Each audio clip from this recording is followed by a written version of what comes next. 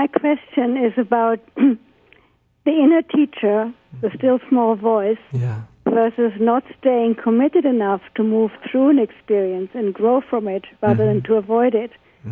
So when I was young, I had this still small voice that I trusted, and I moved around a lot as a result, but I didn't know where to go. So in the past 20 years, up to about 3 years ago, I tended to stay put too long, longer than my voice really told me, and then until truth would force my hand. And there's still this question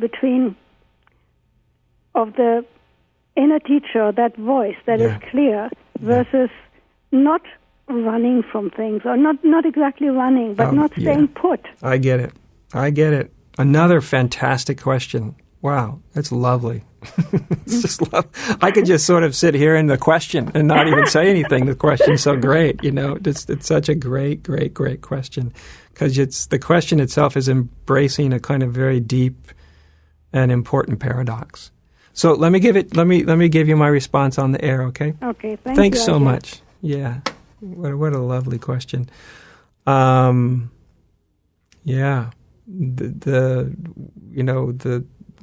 The difference between, not necessarily the difference, but how do you know?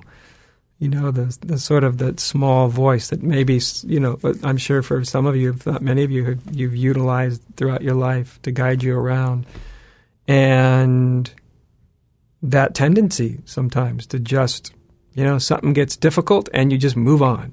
You just go somewhere else. You do something else. It could be a life situation that's challenging. It could be a person, and every time you're in a relationship that becomes difficult, you just sort of cut bait and move on. You just disappear. My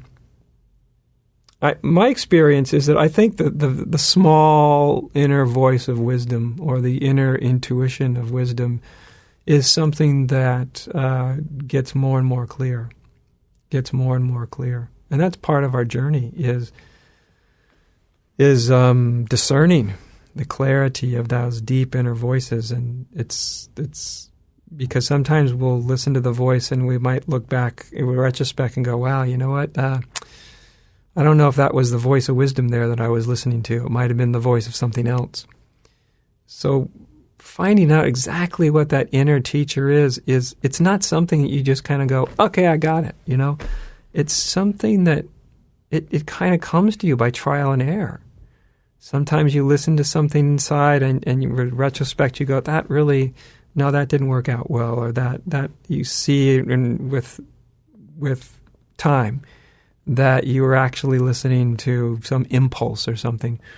And then other times you look and you go, wow, that really was on the mark. That was really extraordinary. Where did that little bit of wisdom arise from? And so part of coming into a deeper clarity about the inner voice, or the inner teacher, the inner voice of wisdom, is trial and error, and never thinking that there's some final conclusion that you've come to where you go, okay, every time my little inner voice tells me something, I know it's, the truth from God's mouth.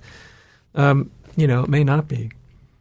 So there's a humility there, and a willingness to let that inner wisdom develop, to let it get more and more clear and more wise. And I can hear in the question itself that she was asking about that there's also an inner wisdom that's kind of questioning, because sometimes the inner wisdom isn't just telling you what to do. Sometimes the inner teacher, in fact, often the inner teacher, like the outer teacher, is actually questioning your conclusions. As I've said before and written, actually, that the real function of the teacher is not to answer all your questions, but it's to question your answers. Because whatever our state of suffering and turmoil is, it comes from the answers, it comes from the conclusions we've made that are not in accordance with reality. So it's not that we always need more knowing, more something to tell us that this is the way it is. Sometimes, often what we need is the question. That we're questioning the conclusions we've already come to, questioning our answers. So that's a part of this too, where you're sometimes the little voice of wisdom comes and goes, okay, yeah, am I actually running every time things get difficult? Is that what I'm doing? And is that what's called for now? Is that what's called for right now? Or am I being called to some different way of engaging? And that can be a deeper form of listening. A deeper form of listening. That's why I said that inner voice, that inner guru can continue to become more and more wise, more and more clear. You know? Just like the outer teacher can become more and more wise, more and more clear, or less wise and less clear. I remember someone just recently had said, so your teaching, Adya, it's sort of changed and transformed so much over the years, and and that kind of thing. And I said, yeah, well, great, thank you. And I just said, I hope it continues to change and transform, 19 years from now as it has in these 19 years that I've been teaching, that it just continues. Because to me, truth is a fluid thing. It's a dynamic thing. It's not a fixed thing.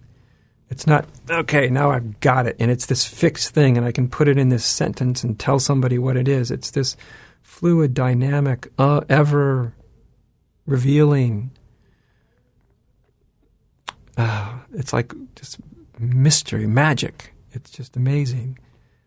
And so the same thing happens to anybody. Your own inner wisdom gets more and more clear, and sometimes that still small voice isn't just giving you answers or directions. Sometimes it's questioning the conclusions that you've lived by. And sometimes what we need more than an answer is a question. Sometimes that's more profound than simply a question or a direction or do this or don't do that. Sometimes it's just the question. It sort of stops us in our tracks so that a deeper wisdom can get through.